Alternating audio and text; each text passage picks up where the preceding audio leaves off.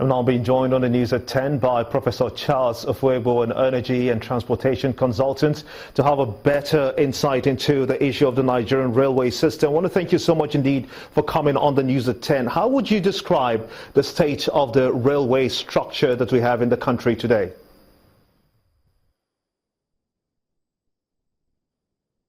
Well, I think the structure of the railway we have in the country today is as best described as being in total collapse. As a student in the secondary school, I remember that the best way, the easiest way students went back to school, like they said in that report, was using the rail line. Different points, you stop at different rail stop points, and then even you come in with vehicle, and then you join the train, or you get out of the train, and then you go and complete the journey by road. And traffic, luggage, a lot of things were being moved. At the moment, the rail system in the country is totally dead and needs to be re-engineered and need to be brought back alive. How did we get to this point as a people, as a nation, from its economy, from a sector that was very thriving in the past to what we have now? How did we get to this point?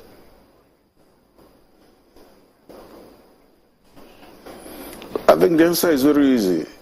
It's typical of this country. As soon as luxury buses came up, as soon as cars, pleasure cars arrived, indiscriminate distribution of vehicles, car loans and things, what have you, public transportation generally collapsed. And the rail line, the railway in itself also, due to mismanagement and poor management, successive government policies also contributed. The policies were never steady. They will never move with time. As the gauges change, as the rail system changes all over the world, will remain stagnant. And before you know it also, insecurity, people were being robbed on the rails, a lot of breakdowns and what have you. And so the system was abandoned.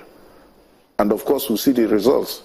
The accidents you have on the highway, heavy-duty vehicles, trailers, tankers, fuel tankers, all manner of containers have been transported on the highway. Total breakdown of the road network of this country would have been saved if the rail system was in place. So what's the way out of this situation that we're faced with?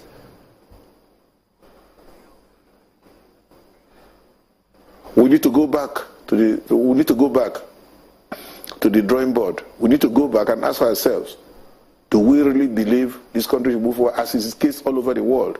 Economies as they are growing, grow with the rail. The rail lines it's actually the nerve wire of the growth of most economies. If you don't transport, if you don't move your agricultural products, then agriculture is as good as dead. If you don't move your finished products, the finished products are as good as dead. If you don't move human beings in safety, because rail travel is safer than road travel as we have it, the carnage we have on the roads today will have disappeared. So we need to go back to the drawing board, make up our mind what we want to do, and also make sure that whatever we are doing, I'm hearing about concessioning, and based on the old gauge or whatever, we must be moving with the times. We must seem to be moving with the times so that we don't do what people did 20 years ago, what people did 20, 30 years ago today in Nigeria.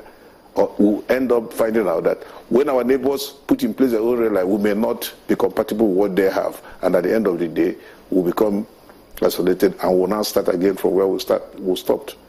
We are in the 21st century, as you know, it's a jet age. What kind of rail infrastructure would you hope to see in the future when this concessioning you just talked about, which has been also on the news, what do you hope to see?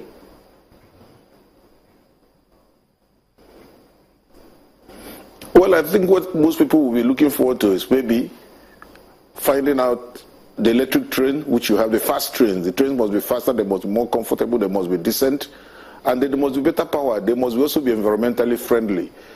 And maybe talking about environmental friendliness, we need to look at the possibility of powering the trains electrically, as is all over the world, either using the third-track powering system or the overhead powering system. And because first and foremost, you have less pollution. You have less pollution arising from the burnt fuel. But then the question again is, you can see what the minister is talking about, powering our houses. When we have no power, we'll be able to power the trains.